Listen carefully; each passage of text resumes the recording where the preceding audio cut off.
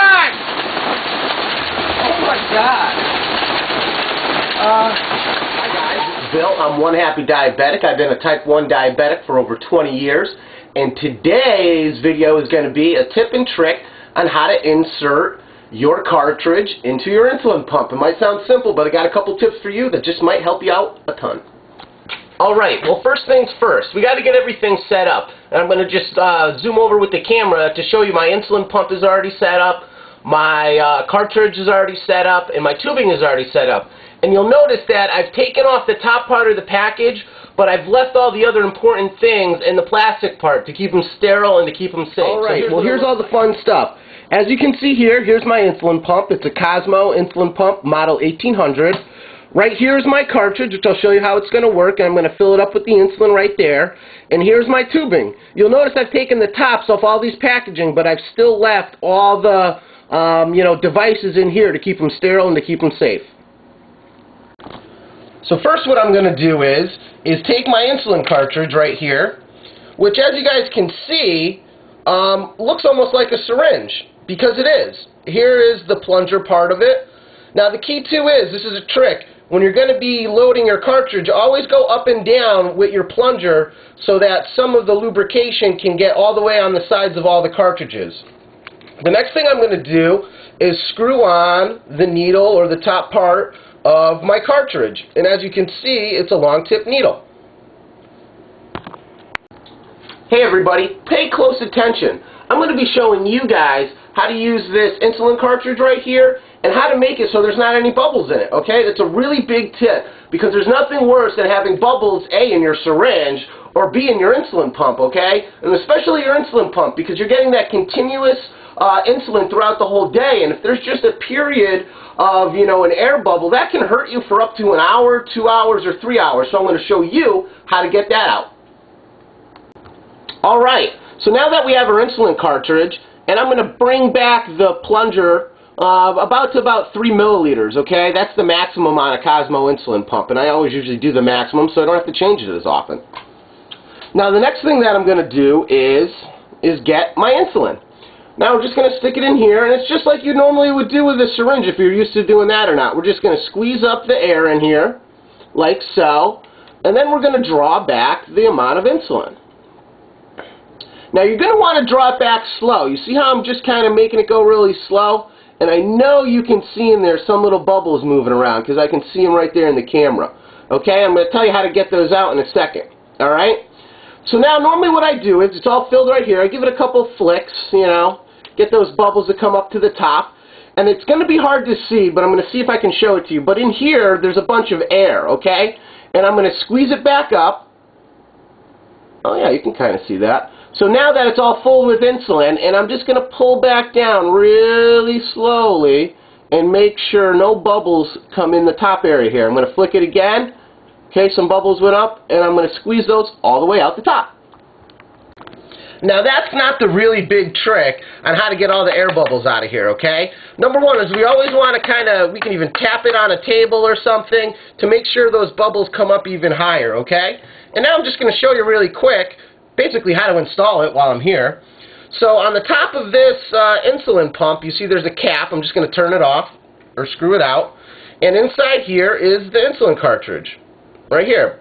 But this one's empty. So what we're going to do is this. I'm going to activate our pump so we get to the loading menu. I'm going to screw in the top of our cartridge. I put on the cap to the cartridge if you guys missed that so the insulin doesn't come out. But here's the real trick, guys, is once we start loading this, okay, and what I mean by loading is that you'll see that this insulin cartridge is going down now. That's when you start doing little taps on your pump. You can tap on the side of the pump, but always try to tap so it's going straight up, okay? The vibration from this insulin cartridge going down and getting installed into our insulin pump, and the fact that we're tapping it is going to make all those little bubbles go all the way right up to the top, and that's what we want to do.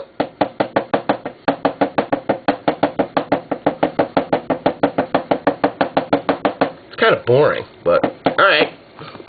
Okay, now that we have it loaded, this is what we're going to do. we're going to put the top back onto our insulin pump like so. We're going to turn it. And we're going to take off the top of our insulin cartridge. Okay? And I'm looking at the top of it right now, and I can see it almost looks like foam inside here. Let me see if I can show it to you guys. Yeah, see how it's white in there? That's kind of like foam and all these little bubbles. Now I'm going to show you how to get them out. So now I'm going to show you how to get them out. I've just locked on my tubing, okay? And now what I'm going to do is hold my tubing completely vertical. I know you can't see it right here, but I will show it to you. And I'm going to start to fill my tubing.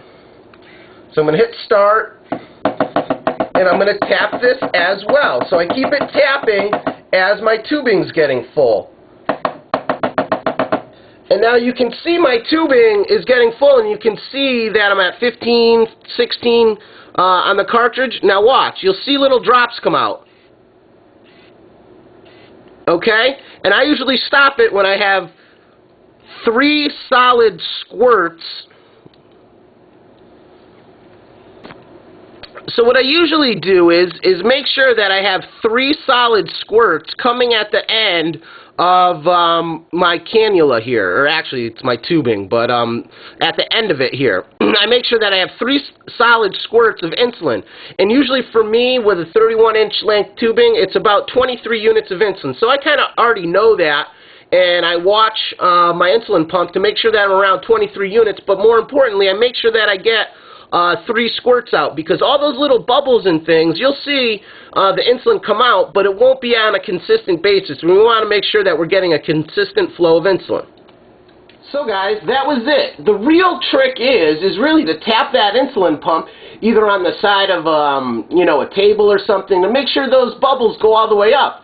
And it's really important to do it, or I guess the real trick is to do it when that insulin cartridge is loading, okay? Because that's when it's getting all those little vibrations from the motor when the insulin cartridge is coming down.